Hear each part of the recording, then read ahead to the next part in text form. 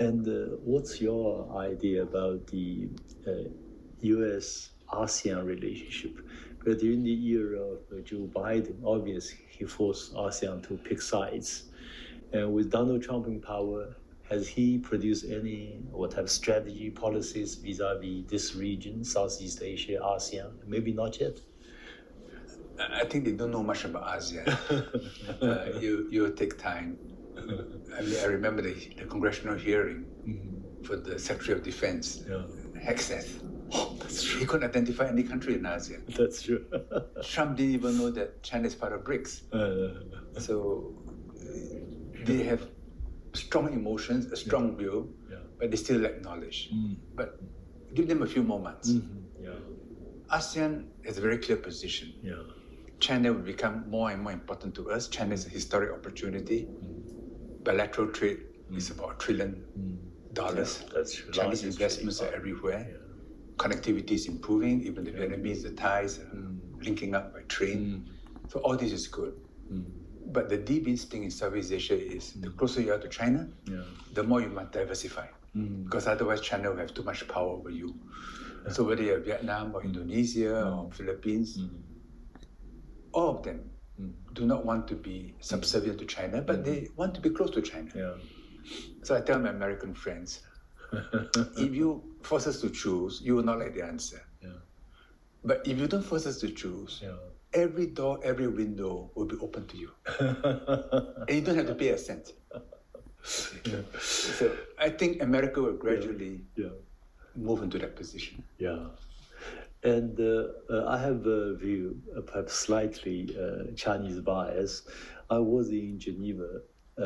I gave a talk there. I tried to compare the China's role in Asia vis-a-vis ASEAN and the U.S. role in Europe vis-a-vis EU and NATO. I said China as a big power, China respects ASEAN neutrality, centrality, nuclear-free zone, and we put everything, most important priority to economic development, win-win economic cooperation. So the largest trade zone, RCEP, and more. But the United States, vis-a-vis Europe, it's NATO's philosophy, keep America in, keep Russia out, keep Germany down. And then European leaders, you fail to realize what's your own fundamental interest. And you follow the Joe Biden and his policies, and then you lost peace, lost development, lost prosperity. I don't know whether you share my take on it or not. So this is Europe. This is the history of Europe, where there are always powers in contention. And no one, ever since the end of Rome, has been able to dominate all of Europe. That's true. So if you are a European scholar and a student of European history, or European looking at your own history, then the Peloponnesian War and the Thucydides trap is the prism through which you analyze today's Europe. America influenced the war, still has GIs in many places, military bases, but now says Europe has to look after itself. And if there's a peace, some kind of a peace agreement in Ukraine, the peacekeeping forces will be European. Americans will not be involved. So this is a shock to the North Atlantic Alliance.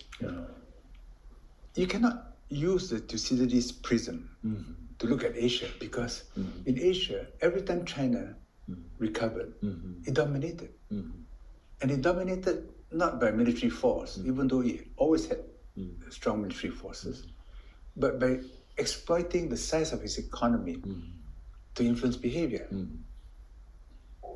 So if you are my friend, I'll benefit you. If you are not my friend, you benefit less. And this influences behavior. I call this, the U.S. philosophy is a friend or foe. Chinese philosophy as a civilizational state is a friend or potential friend. We have a much longer vision, so we have patience.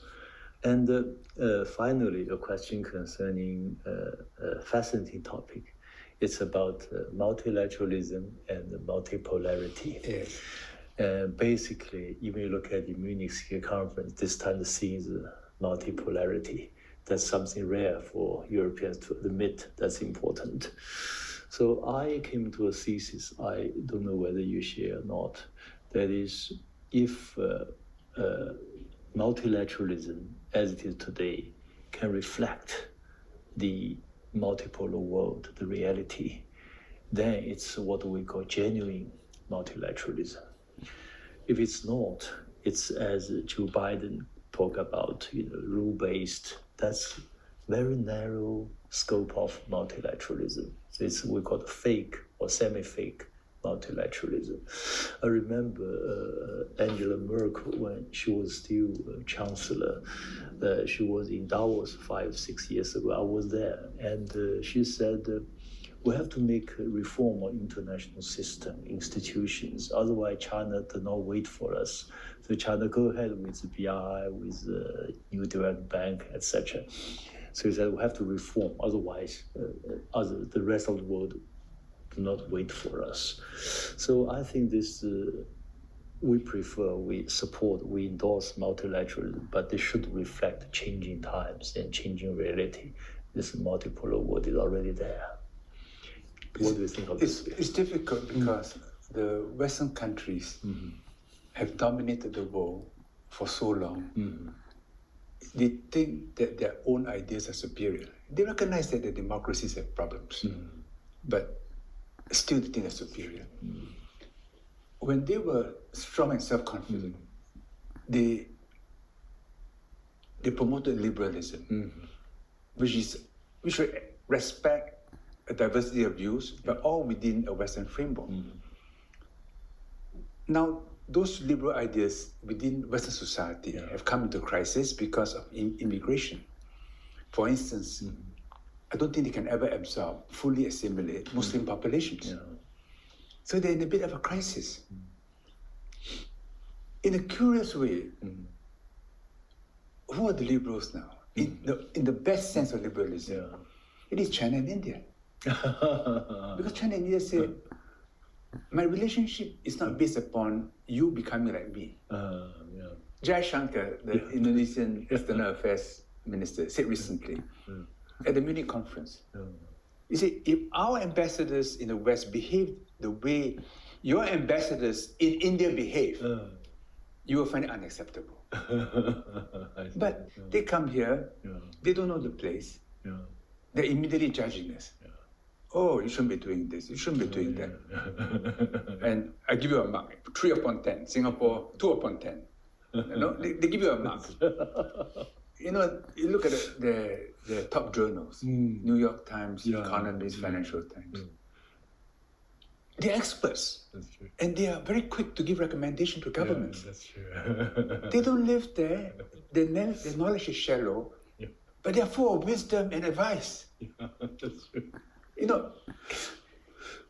Indians and Chinese don't do this. We say, look, it's interesting, you have your characteristics, we try to understand, and which was why.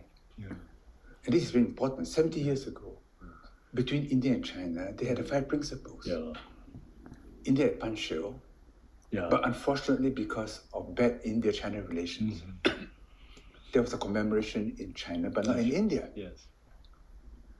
But that declaration created Bandung. And we're celebrating 70th anniversary of Bandung this year. And I hope Indonesia will promote it and bring China and India together. Because that is the true liberalism for multipolar world. That's a very, very good point. I think this is a very wise and a sensible assessment. And finally, your remark reminds me of a study one of our researchers did. He studied these editorials published by economists on each and every Chinese Communist Party's National Congress. Every 5 years there is a Congress, and it will issue editorial. And the conclusion is very comical. And he said, basically, you should understand in the reverse way. If the editor said, this is bad, this is ugly, this is too much problem for China to come, in the end, it's all positive. So one way, I remember once I met with U.S. Secretary General Guterres, and he asked me to recommend English material for him to read. I said, for once, you can read Economist's political comment on China, but understand in the reverse way. More or less correct.